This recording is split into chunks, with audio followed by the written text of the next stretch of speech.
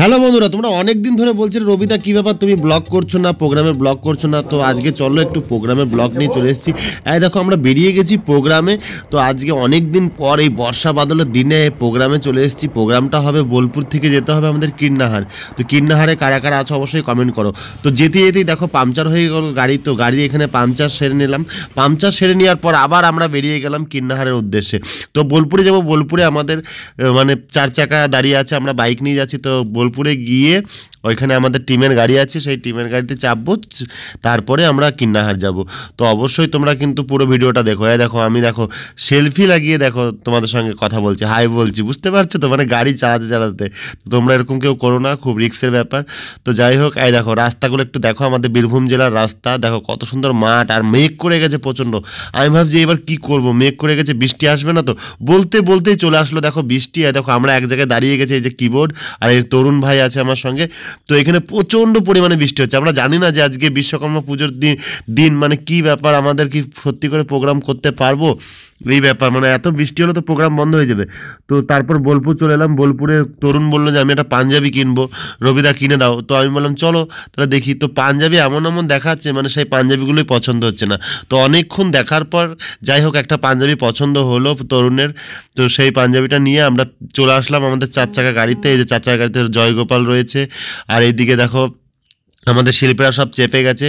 তো এই যে আমাদের শিল্পীরা নাসুদা চেপে গেছে। তো চলো আমরা এবার প্রোগ্রামের জায়গায় যাই, অবশ্যই তোমাদেরকে দেখাবো। আর এখানে জ্যামে আটকে আছি প্রান্তিক স্টেশনের কাছেই।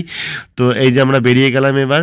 এই দেখো চলে এসেছি কীর্ণাহার বাস স্ট্যান্ড। কীর্ণাহার বাস স্ট্যান্ডে বিরাট অনুষ্ঠান হচ্ছে। দেখো স্টেজটা দেখে জাস্ট আমার মন ভরে গেল। আর বৃষ্টি আপাতত বন্ধ আছে, তো প্রোগ্রাম তো জমে হবেই। তো স্টেজটা দেখে জাস্ট মন ভরে গেল। এরপরে আমাদের টিফিন দিয়ে দিল, কারণ এইবার টিফিন খেয়েই কিন্তু আমাদের উঠতে হবে বাজাতে।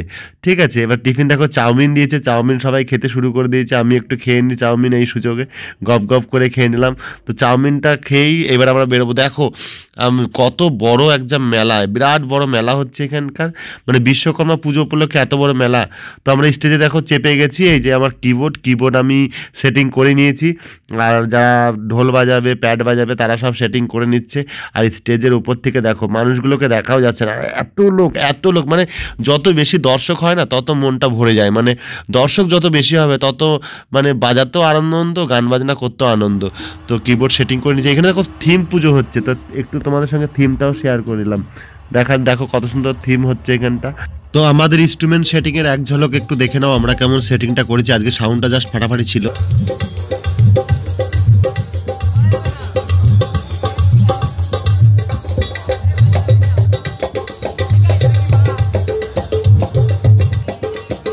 চেপে গেছে প্রথম শিল্পী চেপে গেছে, গান শুরু করে ফেললো। তো এরপরে রাত্রে কি খাওয়া দাওয়া হয় অবশ্যই তোমাদেরকে দেখাবো, ঠিক আছে? এবার শিল্পী একটু সেটিং করে নিচ্ছে। এরপর দেখো আমাদেরকে একটু সম্মান করলো মানে এইখানকার কমিটিরা। তো যা হোক প্রোগ্রামটা শেষ হয়ে গেল। প্রোগ্রাম শেষ করে খেতে বসে পড়েছি। খাওয়া তো থাকবে অলওয়েজ সবসময়। তো আজকে দেখো ডাল ভাত আলু ভাজা দিয়েছে আর একটা সবজি দিয়েছে। তো চলো খেতে শুরু করি, তারপর দেখা যাক কি হয়। আজকে দেখা যাক চিকেন আছে না মাছ আছে না মাটন আছে, এটাই হচ্ছে বিষয় দেখার। তো এই যে একটু আলু ভাজা একটু ডাল নিয়ে খাচ্ছি। যাই হোক ভালো খাবার, রান্না খুব সুন্দর রান্না। এরপর আবার আলু পোস্ত দিয়ে দিল, মানে আলু পোস্ত দিলে তো জাস্ট কথাই না। তো আলু পোস্ত দিয়ে একটু সব কিছু দিয়ে মেখেই আমার খেতে ভালো লাগে, তোমরা তো জানোই। তো আলু পোস্তটাও জাস্ট ফাটাফাটি, কোনো কথা হবে না। মানে প্রত্যেকটা রান্নাই কিন্তু ভালো করেছে। মানে এরকম যদি নিরামিষ তরকারি হয় না তাহলে মাছ মাংস ডিম কিছু লাগে না, মানে এরকম নিরামিষ তরকারি দিয়েই এক থালা ভাত খেয়ে নেওয়া যায়। তো যাই হোক একটু সবজি নিচ্ছি পাশ থেকে। সবজিটা একটা কুমড়ো ফুমড়ো অনেক কিছু দিয়ে করেছিল, পটল টটল দিয়ে। তো সবজিটাও ভালো লাগছে। এরপর দেখো চলে আসলো চিকেন। এবার চিকেন দিয়ে দিল নিয়ে আমি ভাবলাম থাক, এখন তো পরপর প্রোগ্রাম আছে, ভাবলাম থাক চিকেনটা আজকে খাবো না। আমি বললাম দাদা মাছের ব্যবস্থা আছে? নিয়ে বললো হ্যাঁ মাছ আছে, তুমি একটু ওয়েট করো আমরা তোমার জন্য মাছ নিয়ে আসছি। তো সবাই চিকেন নিল, আমরা দুজনা মাছ খেলাম, কারণ আমাদের চিকেনটা আজকে ইচ্ছা করছিল না। দেখো মাছ নিয়ে চলে এসছে বাটিতে করে বলতে বলতে। আর মাছ একবার সেই চারাপোনা, মানে আমার যেটা সব থেকে ফেভারিট মাছ, চারাপোনা মাছের প্রতি তো আমি খুব পাগল। দেখো আর চারাপোনা মাছটা সত্যি যা করেছিল না, দারুণ করেছিল। তো তোমরা এরকম ব্লগ দেখতে চাইলে অবশ্যই কমেন্ট করে। দেখো চারাপোনা মাছটা জাস্ট ফ্রেশ, দারুণ লাগলো খেতে, একটা দারুণ ভাবে আজকের দিনটা পার করলাম দারুণ ফাটাফাটি। তো তোমরা এরকম ব্লগ দেখতে চাইলে অবশ্যই কমেন্ট করে জানাও, আর চ্যানেলটাকে সাবস্ক্রাইব করো, পেজটাকে ফলো করে দিও। টাটা বাই বাই, দেখা হবে পরের কোনো প্রোগ্রামের ভিডিওতে।